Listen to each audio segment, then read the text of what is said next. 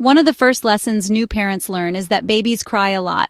By the time babies are 1 month old, it's common for them to cry for 2 or more hours each day. While this can feel overwhelming, it's completely normal. As your baby grows, typically between 2 to 4 months old, the amount of crying usually decreases. Although it can be exhausting, your baby's cries are their primary form of communication. Understanding and responding to their needs is crucial for their development and your bond with them. In this blog, we'll explore why babies cry, help you understand their cries, and practical tips to soothe them. Let's dive in. Crying is your baby's primary way of communicating. It's their way of telling you they need something. Through their cries, they communicate their needs, discomfort, and emotions. Research shows that newborns cry an average of 2-3 hours per day, with the amount peaking at around 6-8 weeks before gradually decreasing. Instead of focusing solely on stopping the tears, try to figure out what's causing them.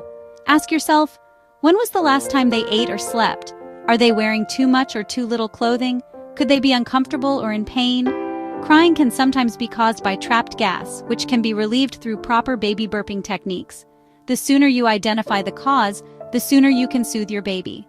Here are some common reasons babies cry. Hunger. The most common reason babies cry is hunger. Babies have small stomachs and need to eat frequently. Tiredness, overstimulation, or exhaustion can lead to tears. Discomfort.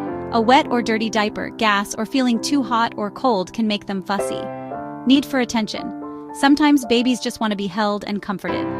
Illness or pain. If your baby is unwell or in pain, crying is their way of letting you know.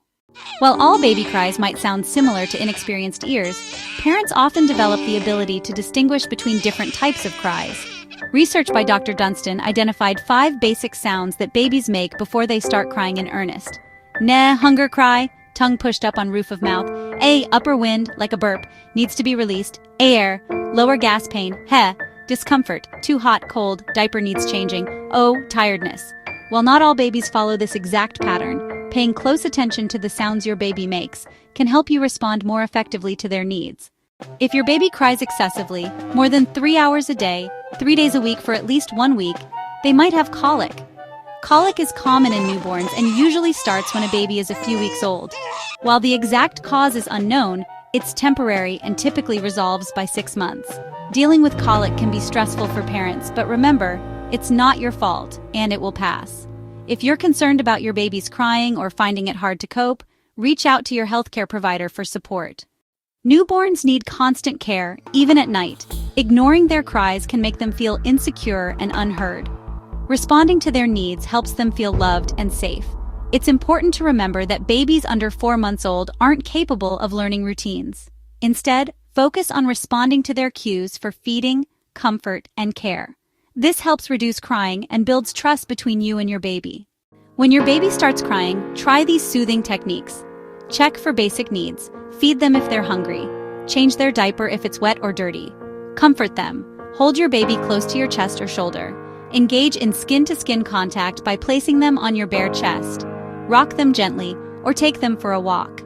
Create a calm environment. Sing or talk to them softly. Play gentle music or white noise. Stroke their back rhythmically while holding them. Even if your baby doesn't stop crying immediately, holding them helps them feel secure and loved. Effective ways to comfort your crying baby. The 5 S's method. Pediatrician Dr. Harvey Karp developed the highly effective 5 S's method for soothing babies. Swaddle. Swaddling recreates the secure feeling of the womb. Wrap your baby snugly in a thin blanket with arms at sides. Make sure the swaddle isn't too tight around the hips and allows some leg movement to prevent hip dysplasia. Side or stomach position. Hold your baby on their side or stomach while you're comforting them. This position helps control the moro, startle reflex that can wake babies up. Remember, this position is only for when your baby is awake and being supervised. Always place babies on their backs for sleep. Shush! White noise that mimics the sounds in the womb can be remarkably calming. A steady shh sound near your baby's ear, about as loud as they're crying. A white noise machine or even the sound of running water can help. Swing. Gentle, rhythmic motion calms babies. Small movements, about 1 inch back and forth, support your baby's head and neck. You can rock them in your arms, use an infant swing, or even take them for a car ride. Suck. Sucking has powerful calming effects on babies. Offer a pacifier, clean finger, or opportunity to breastfeed if you're nursing. How can I stay calm when my baby cries? Dealing with a crying baby can be incredibly stressful, especially if you're sleep deprived. It's normal to feel overwhelmed, but staying calm is essential. Babies can sense your tension, which might make them cry more. If you've tried everything and your baby is still crying, it's okay to take a break. Place your baby in a safe space like their crib and step away for 5-10 minutes to regroup. Use this time to listen to calming music, have a cup of tea, call a friend or family member for support, practice deep breathing or meditation. Important: never shake, hit, or shout at your baby. If you're feeling extremely frustrated, seek help from a trusted caregiver or healthcare provider. Seeking support. Parenting is challenging, and it's okay to ask for help. Here are some ways to find support. Talk to other parents, share experiences, and learn from others who've been in your shoes.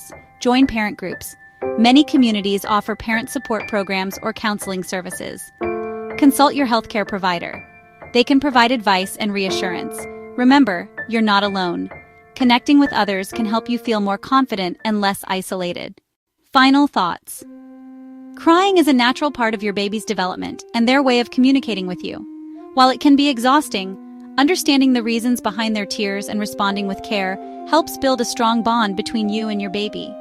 By staying calm, seeking support, and trying different soothing techniques, you'll navigate this challenging phase with confidence. Remember, this stage is temporary, and as your baby grows, the crying will decrease. As you navigate these early months, be kind to yourself. You're doing important work, and with each passing day, both you and your baby are learning and growing together.